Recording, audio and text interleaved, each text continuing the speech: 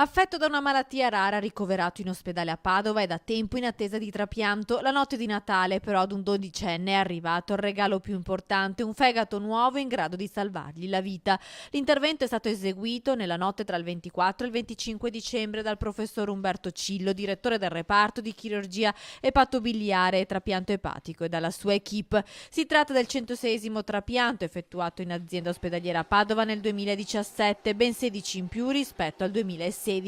Il fegato è stato prelevato da un bimbo di 4 anni morto tragicamente all'estero. Il centro padovano si è messo in moto per ottenere l'organo e la mattina della vigilia di Natale un team di medici e infermieri è salito su un jet messo a disposizione dalla regione per procedere all'espianto. L'equipe è tornata a Padova e poco prima della mezzanotte ha iniziato l'intervento sul piccolo paziente. Il ragazzino ora sta bene. Lo dico sempre, in Veneto abbiamo eccellenze riconosciute a livello mondiale di queste professionalità, dobbiamo essere grati e orgogliosi, ha commentato il governatore del Veneto Luca Zaia.